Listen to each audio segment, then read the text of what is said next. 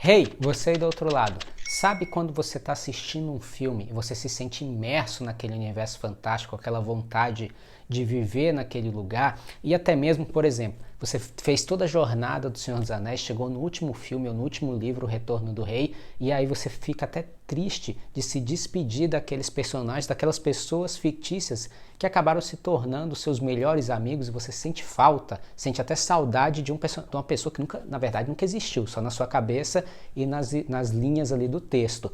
Essa sensação é causada por essa questão do construção de mundos ou world building em inglês. Então no vídeo de hoje eu quero discutir com vocês a diferença básica que existe em construções de universo dentro das obras do Senhor dos Anéis e a obra toda do Tolkien, na verdade, do Hobbit, como ele aplica essa construção de universo ali. E do outro lado do espectro, a gente tem o Hayao Miyazaki, que tem uma construção de mundo muito mais simples, mas ainda assim tão imersiva quanto a do Tolkien. Então esses dois universos, né, que são tão amados, mas ao mesmo tempo tão diferentes e causam essa mesma sensação de imersão, eles têm essa questão da construção de universo muito bem estruturada ali dentro. A gente vai ver que do Hayao Miyazaki não é questão de estar estruturado, é só que o cara é um gênio e ele vai fazendo as coisas e vai ficando super bem feito. Então a gente vai discutir esses dois lados da construção de universo e entender por que o Tolkien nos faz acreditar em cada detalhe ali do mapinha dele, enquanto o Miyazaki nos faz sentir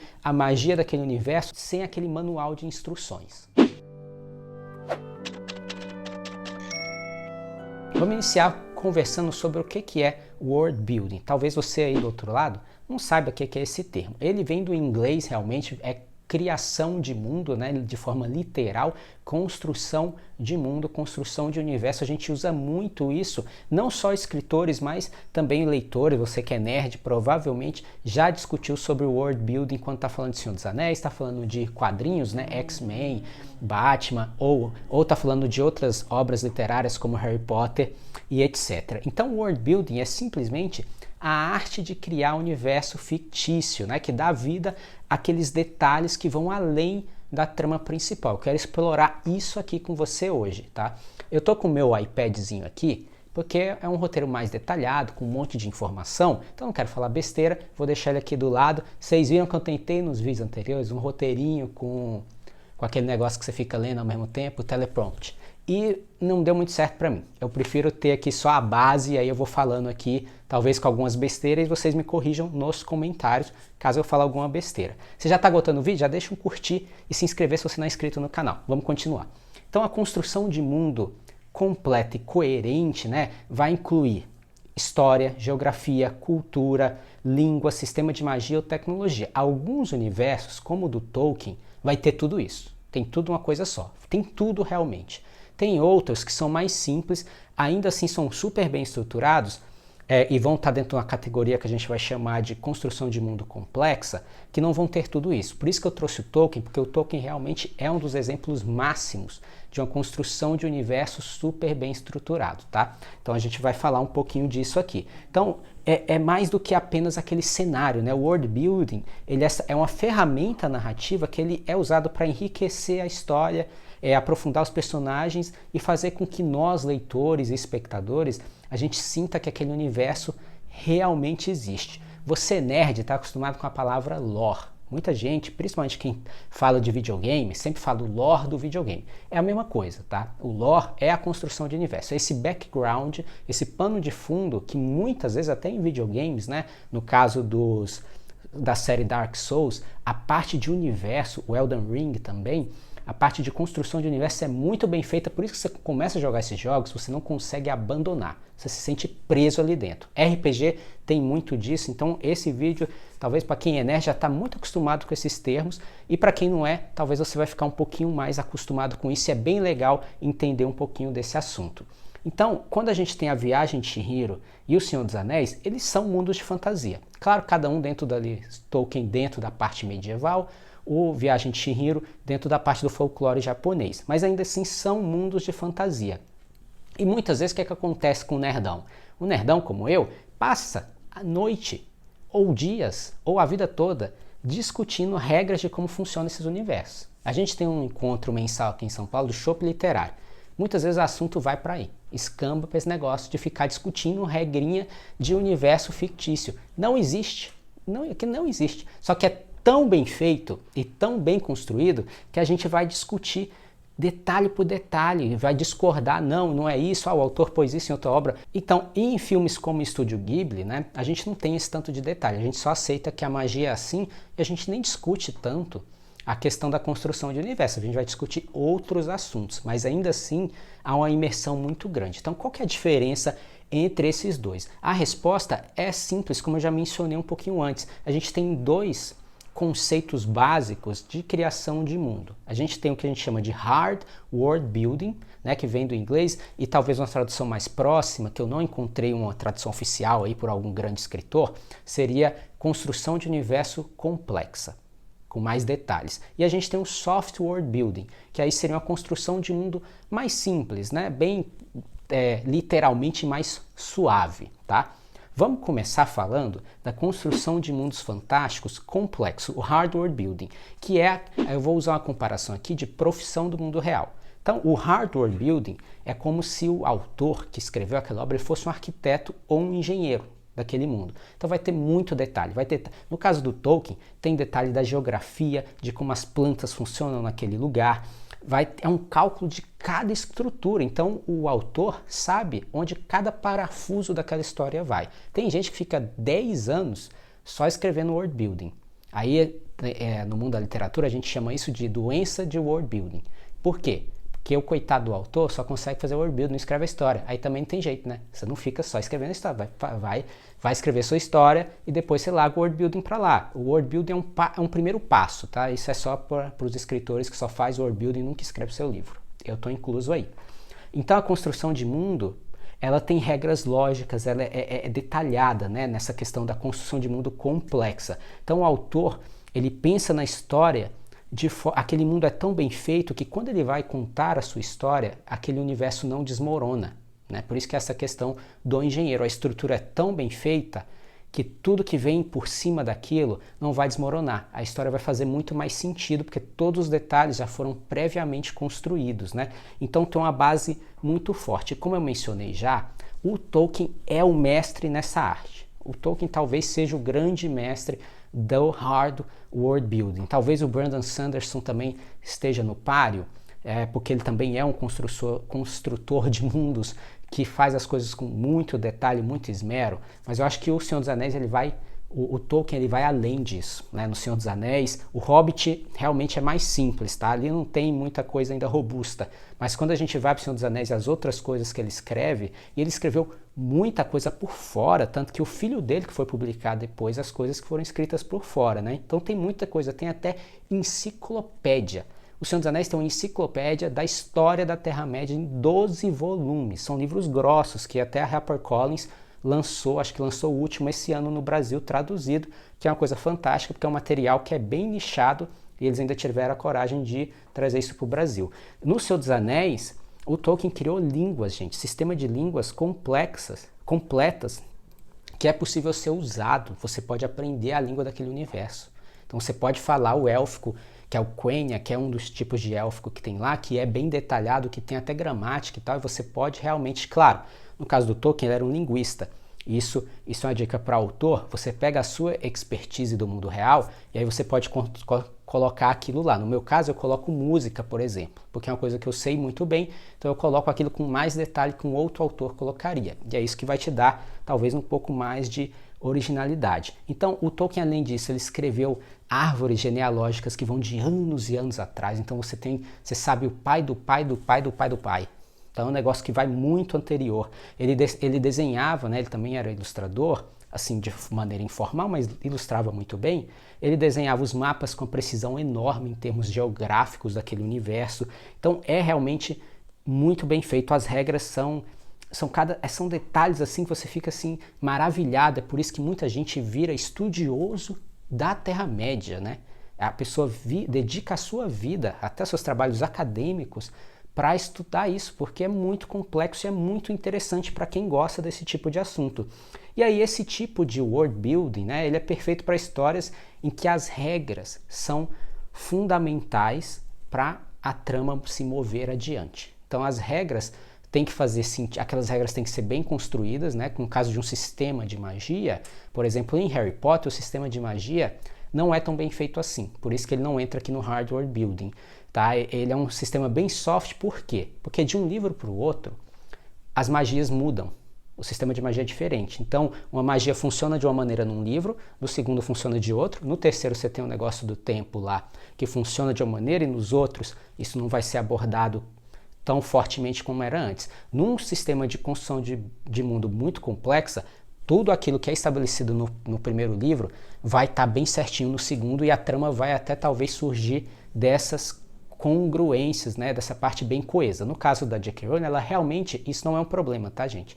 É a decisão dela. Eu adoro os livros do Harry Potter, gosto muito, acho muito bem escrito, mas o world building não é um problema, é uma decisão dela. Outra coisa importante nessa construção de mundo que os autores fazem é a questão do planejamento. É muito bem planejado. Então a pessoa constrói aquele universo de forma tão coesa que tem várias histórias já meio que prontas ali para serem escritas. Então há um planejamento que a gente chama o outline, ou em português acho que fica a escaleta lá dos roteiros. Você planeja, a partir daquele universo você faz um planejamento muito bem feito. É claro que esse planejamento não depende do seu universo, porque eu estou contrapondo aqui o Tolkien, que é uma pessoa que fez um universo super detalhado, e o Miyazaki, que é um maluco. Ele é super caótico no seu processo de construção, tanto de universo como de história. É uma loucura o processo criativo do Miyazaki. Vai ter vídeo no canal sobre isso também nessa semana, então fique esperto. Aí eu quero trazer um exemplo aqui do Senhor dos Anéis. Eu falei do sistema de linguagem, porque é realmente o que salta aos olhos, porque o Tolkien era um estudioso, era a formação acadêmica dele, era para isso que ele estudou a vida toda. Então ele não inventou só nomes ou termos, como a maioria dos autores fazem, mas ele desenvolveu realmente vocabulários completos que você consegue se comunicar. As pessoas se comunicam nessa língua, eu acho fantástico. Pode parecer uma coisa de nerdão, e é mesmo, mas é muito interessante, porque é uma língua fictícia que você consegue se comunicar entre nós, né? O Star Trek fez algo parecido, mas não de forma intencional, meio que os fãs que começaram a preencher lacunas com a língua do Klingon, e hoje você consegue falar Klingon, e tem Klingon no Duolingo, e tem também o Quenya, que é a língua do Senhor dos Anéis, está no Duolingo. Então para você ver como que o negócio extrapolou, que foi para fora do universo fictício e foi para o mundo real. Então é muito consistente, cada detalhe ali no Senhor dos Anéis, ele não é aleatório, ele fundamenta a história, a cultura e a história das raças que estão ali de forma que é muito crível para nós que somos só leitores. E aí que vem a imersão. É tão bem feito que parece real. Aquele universo poderia realmente existir se magia existisse, se aquelas raças existissem de fato. Você acreditaria naquilo se falasse que era de um outro planeta. Alguém foi lá e voltou e te contou tudo isso.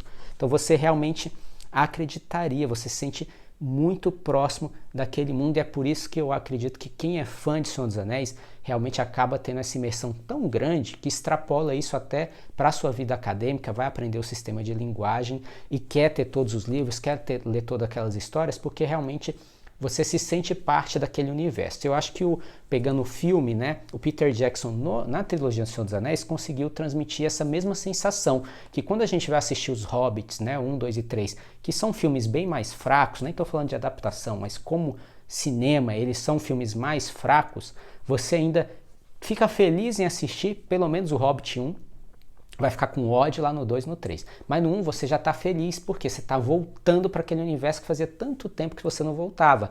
E aí tem o Frodo, quando volta o Gandalf, né, que é um dos atores que volta, você se sente muito bem. Fala, nossa, meu amigo, eu fiquei tanto tempo sem ver ele. Ou se você assiste os filmes todo ano, tem muita gente que faz isso, é aquela sensação, putz, estou voltando para aquele universo, que legal.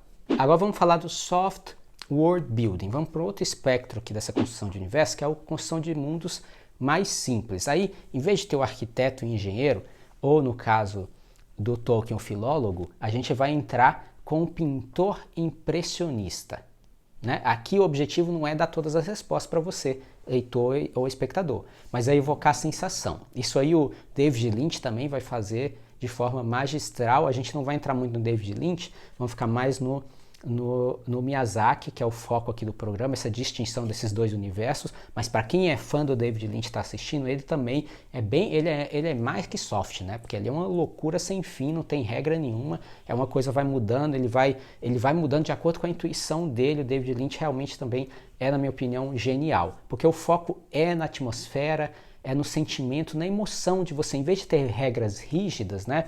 Você vai criar um mundo que é mágico e misterioso por natureza. Aí vem um pouco da magia do próprio leitor preencher algumas lacunas, né? Que você preenche as lacunas com a sua própria imaginação.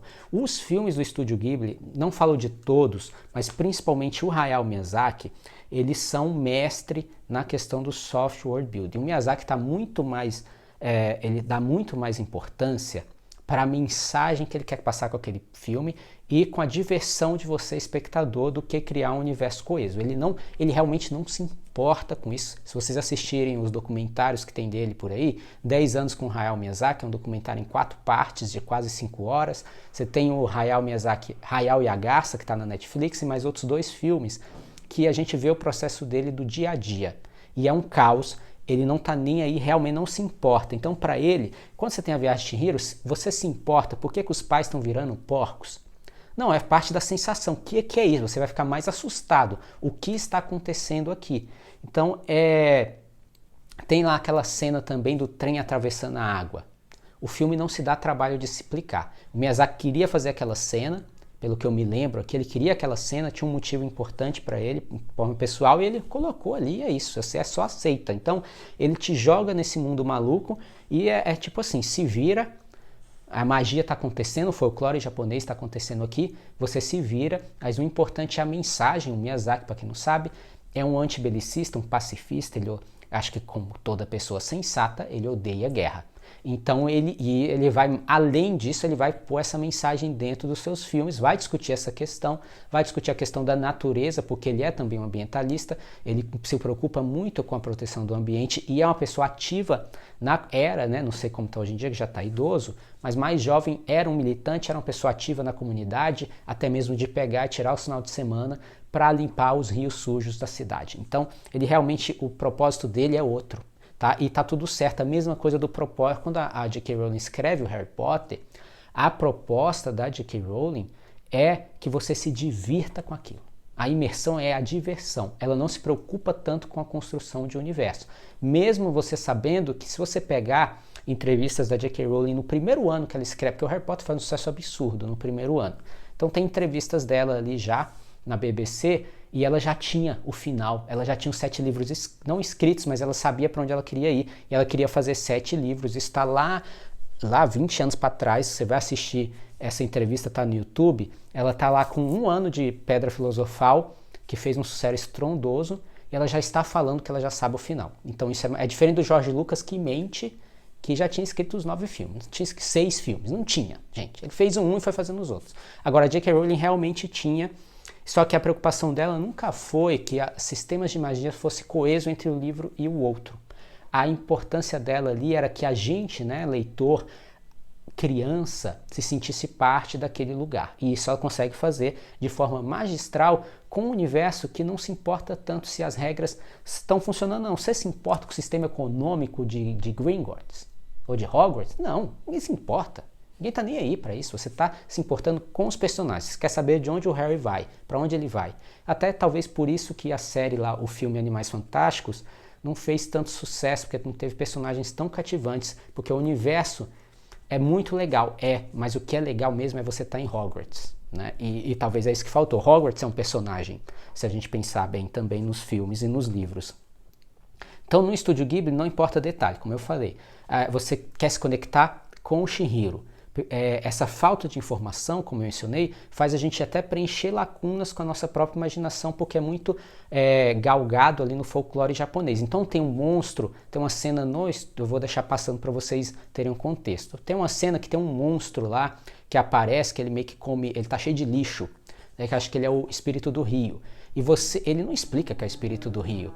Você simplesmente aceita que é o espírito do rio, porque ele tá todo sujo, a Chihiro começa a tirar a sujeira, não sei o que, ele vai se limpando. Você entende que é uma das funções da casa de banho. é limpar aqueles espíritos, aqueles yokais, né? Seria o termo correto aqui. Então a gente não precisa saber como funciona. A audiência se sente parte do processo, dona daquele mundo, mesmo sem saber as regras. Então, a mensagem é o mais importante. Isso é o que importa para o Miyazaki. No caso, já que a gente mencionou a J.K. Rowling, o que importa é a diversão. No caso do David Lynch, o que importa é você entrar naquele mundo surreal, talvez nem tanto a mensagem, mas sim entrar naquele mundo dos sonhos.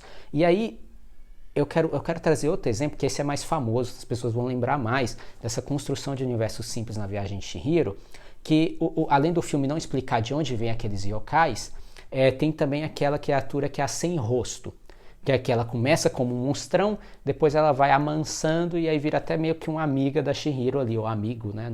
Não tem gênero ali. Então, em vez de fornecer um manual de regras, a obra nos imerge na atmosfera daquele lugar, o público aceita a magia e as criaturas como são, né, movidos pela curiosidade e muito mais pelo apego que a gente tem na personagem principal, que é a Chihiro. Então, é muito importante, você é escritor, é muito importante você entender isso, que se você está fazendo um soft world building, é muito importante que os seus personagens sejam muito fortes, muito cativantes, senão a gente não vai ligar para a história. Se eu não me importo nem com o seu universo e nem com o seu personagem, para que eu vou ler a sua história? Não faz muito sentido, tá? E aí, eu quero falar um pouquinho sobre o equilíbrio que tem que se ter ao construir um universo complexo, porque aqui o universo de construção complexo, o hardware building, é onde muito autor erra, porque enche de informação no texto. A construção de universo muitas vezes é só sua. E aí o Brandon Sanderson ele gosta de trazer a metáfora do iceberg, que vem lá do Ernest Hemingway. O Brandon Sanderson traz para a construção de universo nos mundos de fantasia. A teoria do iceberg o iceberg só mostra a pontinha, mas você sabe que debaixo d'água ele é gigante.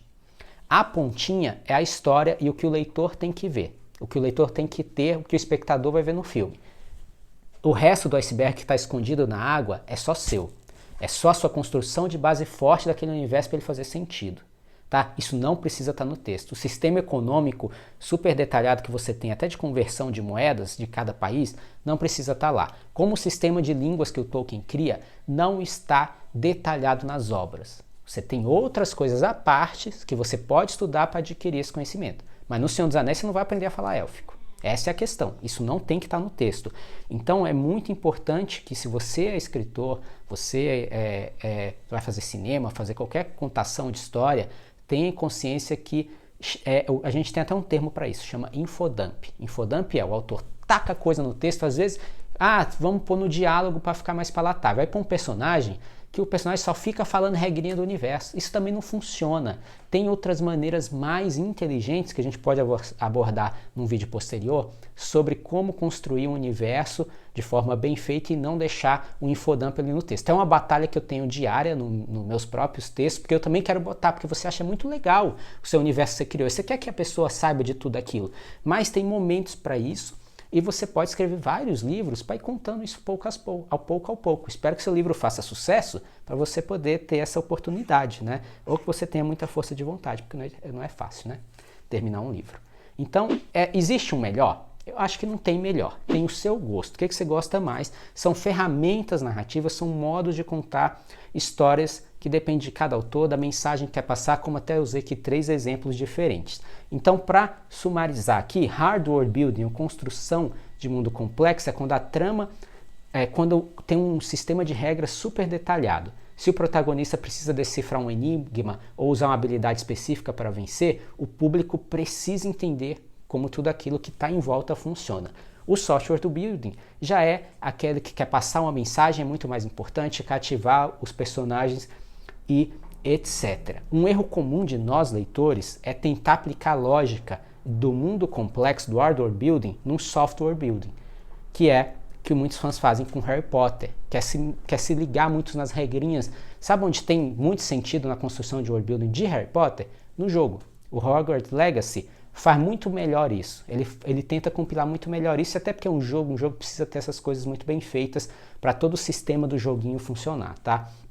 Então, ali no Harry Potter, põe na cabeça, é software building, não precisa se importar. Eu não me importo, eu leio pela diversão, gosto de ler até como obras separadas, 1, 2, 3, 4. Você não precisa ler na ordem depois que você leu tudo de uma vez. Os livros são muito legais e fazem sentido ser isso. Mesma coisa do Estúdio Ghibli, vá pela mensagem, vá pela obra visual fantástica que o Miyazaki está fazendo ali nas telas. Então, a magia de criar mundos, construir mundos, não está em quão complexo ou simples, tá? É sim a imersão que você tem naquele universo. Agora que você sabe a diferença, coloca nos comentários qual a franquia, né? Qual universo fantástico da cultura pop você mais gosta e se você já consegue encaixar ele dentro de um hard world building ou de um soft world building. Deixa aí nos comentários para a gente poder discutir isso um pouquinho além do vídeo. Se gostou, não esquece de curtir, se inscrever no canal. Te vejo no próximo vídeo. Boa criação, boa leitura. Tchau!